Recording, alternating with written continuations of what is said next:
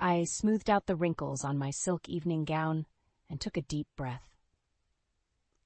Tonight's celebration dinner at the country club was supposed to be a joyous occasion, marking my husband Martin's retirement after decades at the helm of Reese Industries. Little did I know it would become the stage for one of the most shocking betrayals of my life. As we clinked champagne glasses with the board members and their spouses, Martin cleared his throat. "I have an announcement to make," he declared, his eyes flickering towards a young woman at the other end of the table. My heart sank as I recognized Ava Carter, one of the junior marketing executives. The way Martin looked at her made my stomach churn. "Lillian and I have decided to get divorced," Martin continued, his voice unwavering. "I've fallen in love with someone else, and we plan to marry soon." A hush fell over the table as gasps and murmurs erupted. I felt all eyes boring into me, waiting for my reaction. Tears stung my eyes, but I refused to let them fall. "You coward," I spat at Martin, my voice trembling with fury. "How dare you blindside me like this?" "I'm sorry, Lillian," he said, not sounding sorry at all. "But I've made up my mind. Ava understands me in a way you never could." Ava shifted uncomfortably, her cheeks flushed. I shot her a withering glare, wondering how this naive girl could be so foolish. As the dinner descended into chaos, I excused myself, desperate for air. Out on the terrace, I leaned against the railing, trying to steady my breathing. Anger and humiliation washed over me in waves. Martin had been my whole world for over 30 years. We'd built Reese Industries together from the ground up, sacrificing countless nights and weekends. And this was how he repaid me, by casting me aside for some young thing half my age. I wiped away a stray tear, my jaw clenched with determination. If Martin thought I would go down without a fight, he was sorely mistaken. Game on, I thought grimly. The gloves were coming off. I tossed and turned that night, replaying the horror of Martin's betrayal over and over in my mind. How could the man I'd loved and supported for decades do this to me, to our family? As the first rays of dawn peeked through the curtains, I knew I couldn't wallow in misery any longer. If Martin wanted war, then war was what he'd get. I marched into the private bathroom and examined my reflection in the mirror.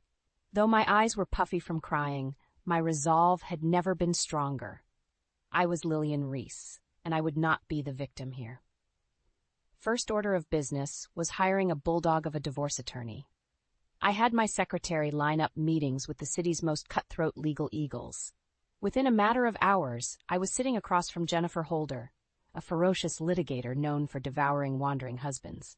"I want to bleed him dry," I stated bluntly as Jennifer flipped through my financial documents. She arched an immaculately groomed eyebrow.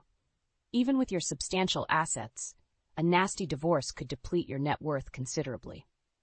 "Money is no object," I said through gritted teeth.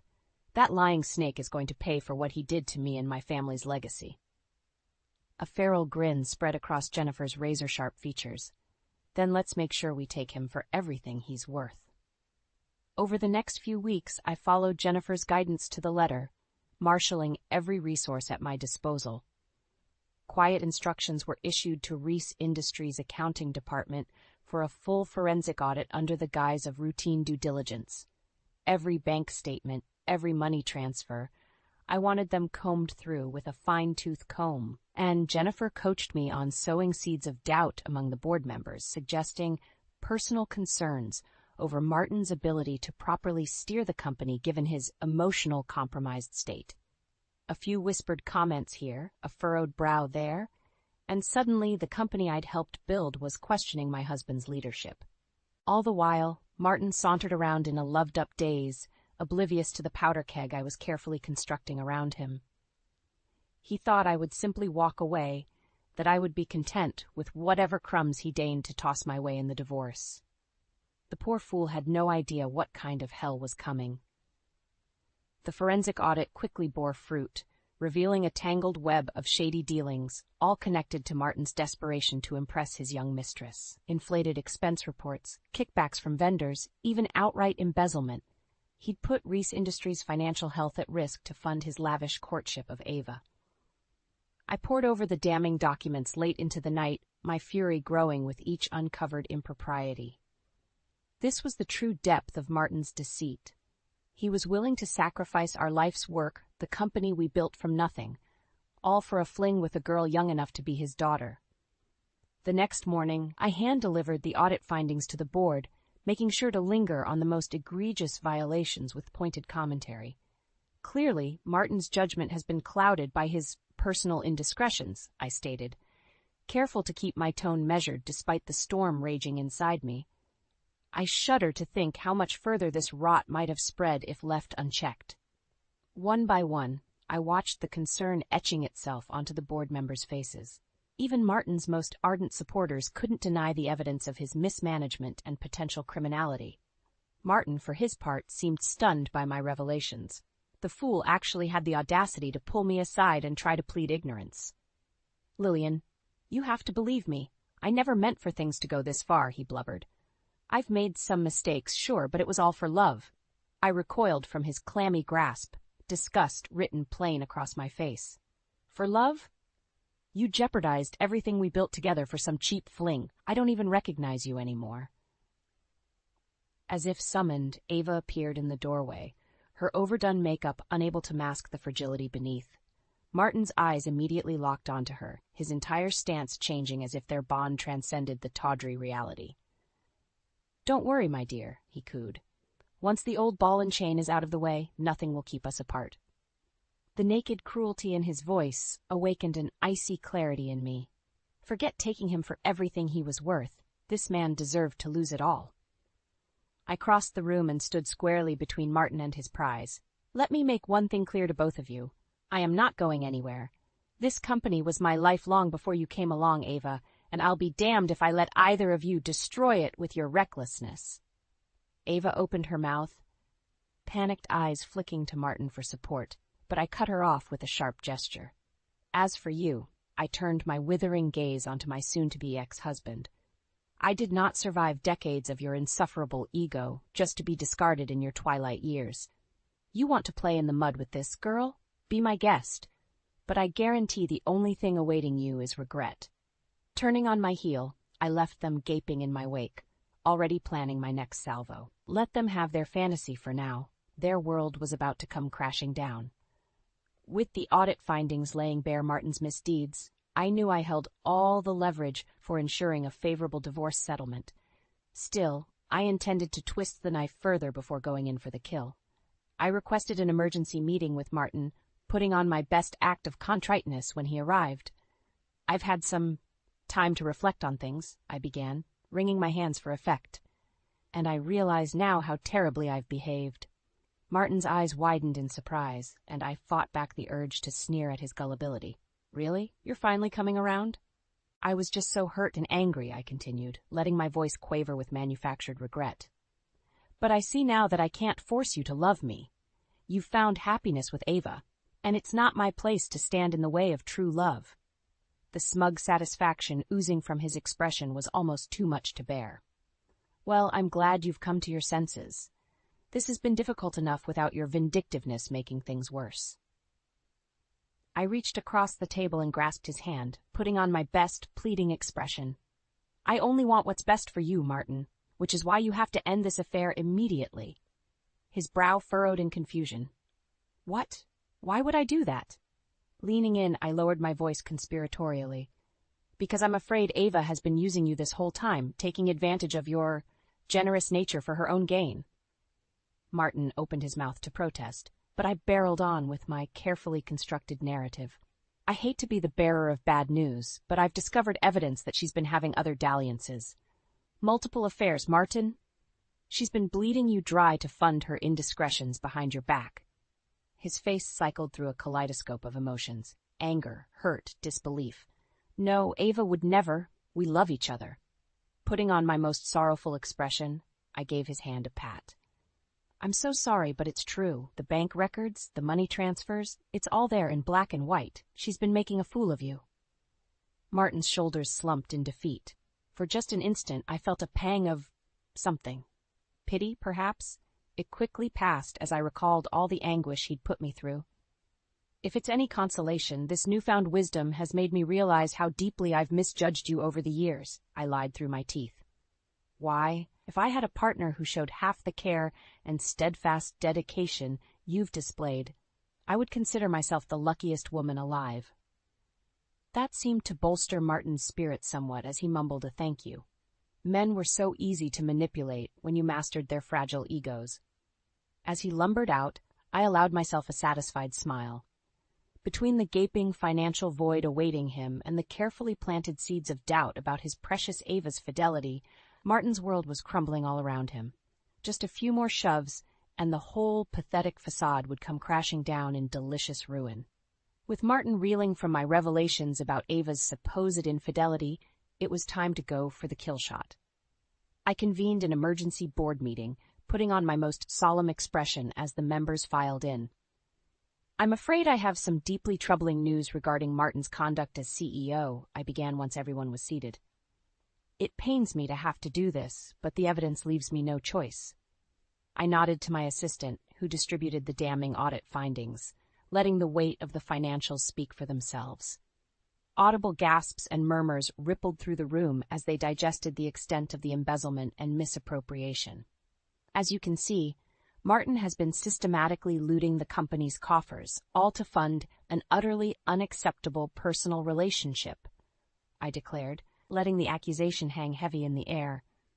His judgment has been hopelessly compromised to a degree that constitutes gross dereliction of duty. Walter Grimes, one of the senior board members known for his unshakable ethics, set down the report with a look of profound disappointment. "I had my suspicions, given the rumors, but I never imagined the depths of Martin's betrayal. This is a gut punch." "Believe me, Walter, I understand your pain all too well," I replied, putting on my most mournful expression.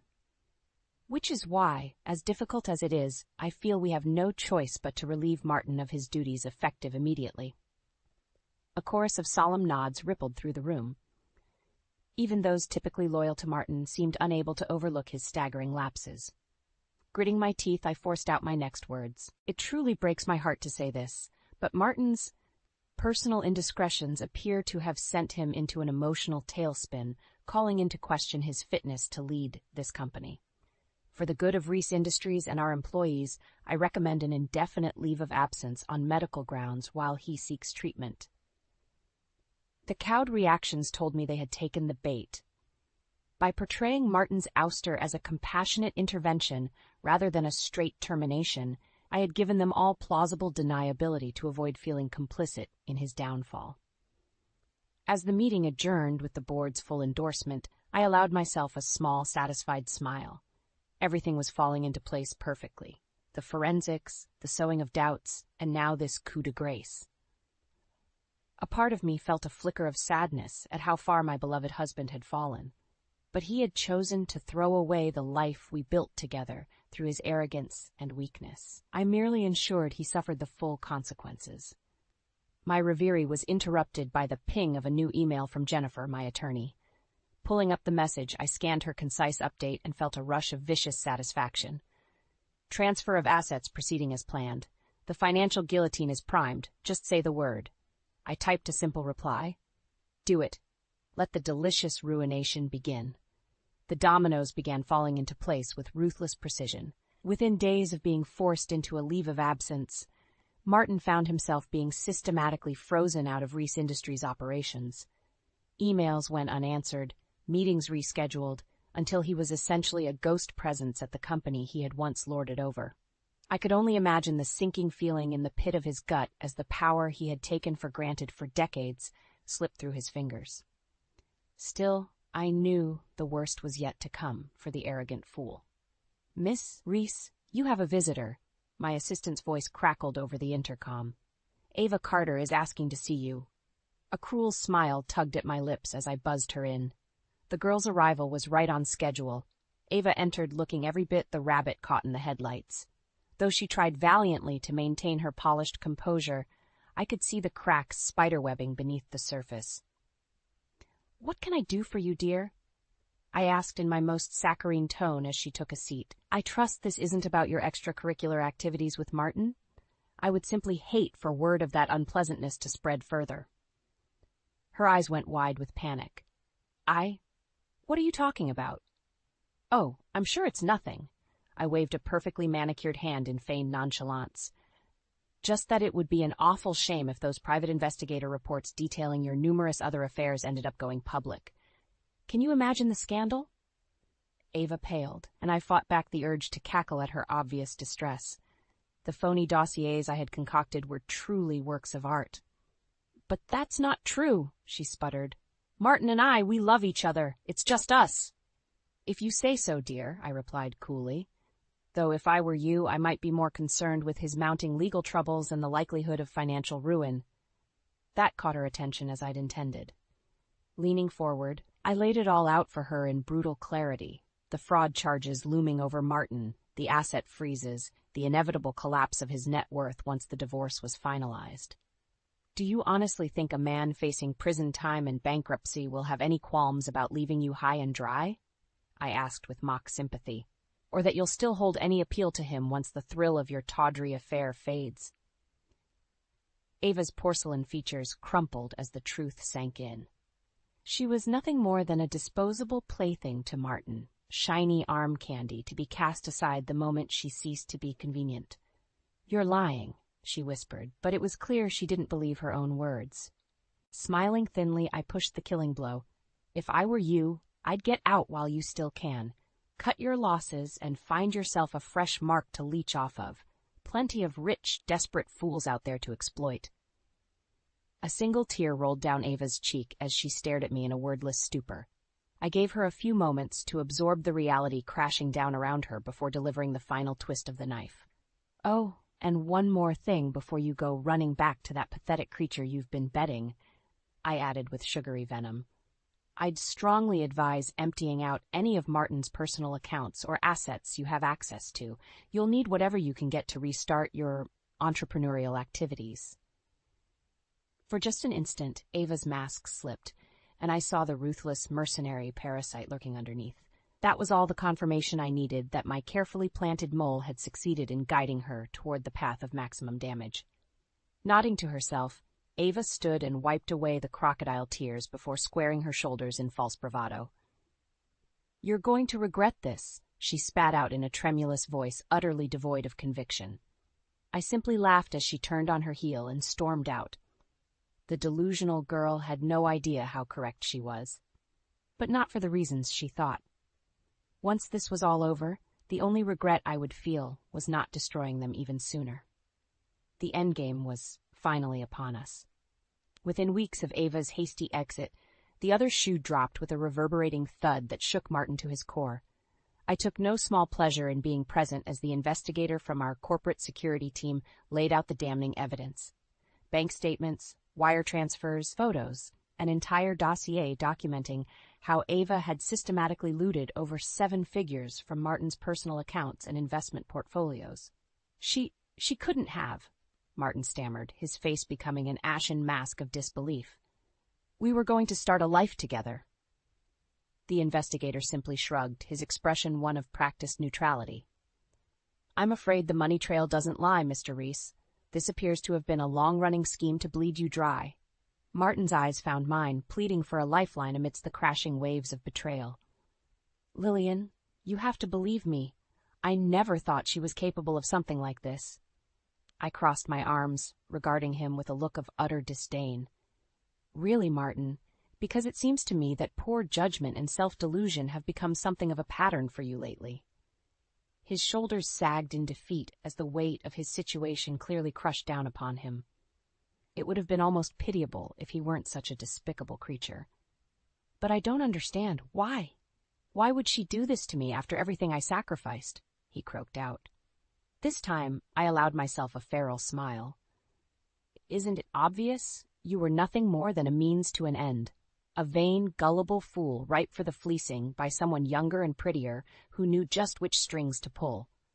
Martin opened his mouth, no doubt to try and defend his precious Ava's honor, but I silenced him with a raised hand. Save your breath and what little dignity you have left. This is just the opening salvo. My smile twisted into something darker. The avalanche is coming, and you're going to lose everything. Over the next several days, the full scope of Martin's ruination began revealing itself. The financial penalties and legal fees started piling up, draining his liquid assets. Forensic auditors identified even more dubious transactions and potential tax avoidance schemes, bringing down the wrath of the IRS. Meanwhile, the revelations of corporate malfeasance I had carefully stoked stripped Martin of every remaining board seat and titled position. He went from captaining a billion-dollar empire to a shunned pariah in the span of a month, his legacy crumbling into dust. The killing blow, however, came from an unexpected direction. The gossip rags and society pages that had once fawned over his storybook marriage to me. With the collapse of his non-disclosure agreement as part of the divorce proceedings, I carefully fed tantalizing morsels about his affair and accompanying spending benders to key media contacts. Soon, tales of poor used Martin and his gold-digging mistress were splashed across the glossies in salacious detail. A scandal of such delicious karmic proportions was simply too irresistible to avoid, no matter how much old money changed hands to smother it initially. In one final insult, Martin's beloved country club membership was terminated under a cloud of humiliation, the old guard closing ranks around him like a vice. He had become a cautionary tale, something to be shunned and whispered about over chilled martinis. When he inevitably crawled back to me, begging for clemency and a chance to restore some fragment of his former life, I denied him with an icy finality. "This is the bed you made for yourself, Martin," I said, unmoved by his pleas. "I suggest you learn to sleep in it." As he slumped away, broken and discarded, I felt an unfamiliar sensation blossom within me. Not quite happiness, but perhaps a sense of resolution. This chapter of betrayal and trauma was finally closed, allowing me to turn my focus to what lay ahead. The machinations had been brutally unpleasant, but a necessary crucible to ensure my complete autonomy moving forward. Never again would I allow anyone or anything to compromise the destiny I had fought so hard for. I was Lillian Reese, newly anointed captain of my own fate, and the world had better be ready for my brand of merciless stewardship. As the ashes settled from the scorched battlefield that was my divorce, I wasted no time in firmly establishing my leadership over Reese Industries. The board meetings that had once been merely a formality were now the arenas where I flexed my hard-won power. "Profitability is down over 12% compared to last quarter's projections," I stated in a tone that brooked no argument as I stared down the assembled executives.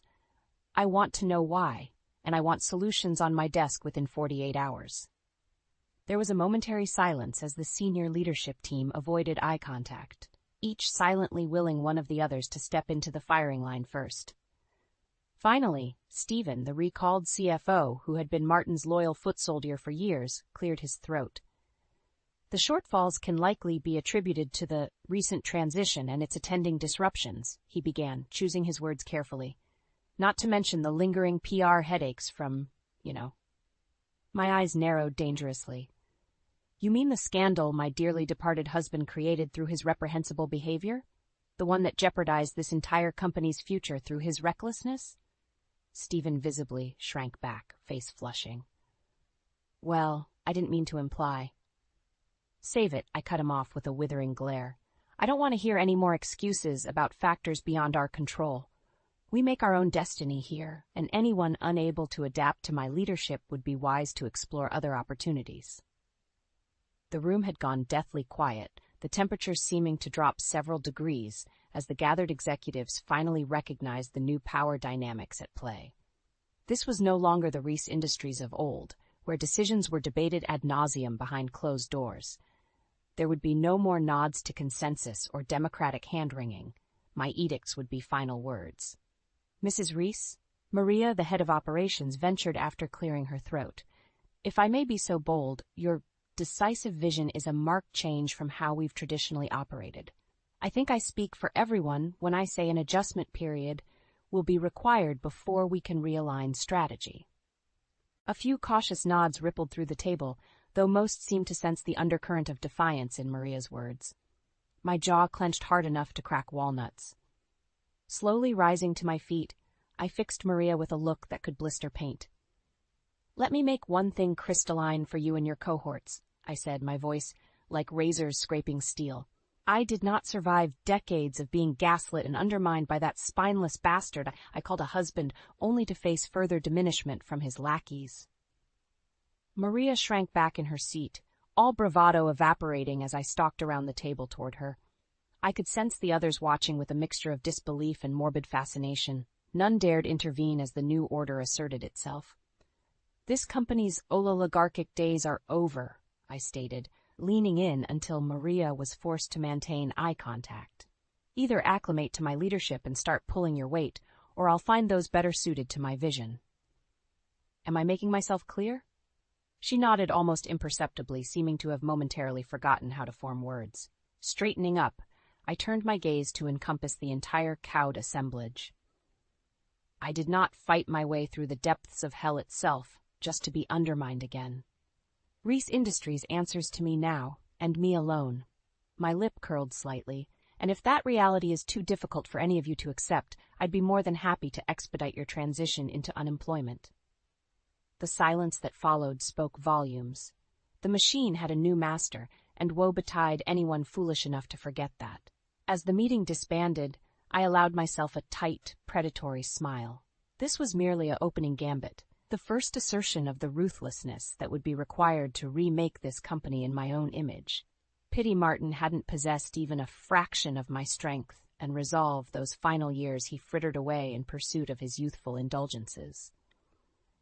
Perhaps then this bloody transition could have been avoided, but in the end his failures had become my greatest advantage, the forge where my own ferocious independence was smelted, where I emerged hardened, immutable, and finally in complete control of my destiny. I was Lillian Reese, and from this day forward my name would be synonymous with strength, perseverance, and remorseless ambition.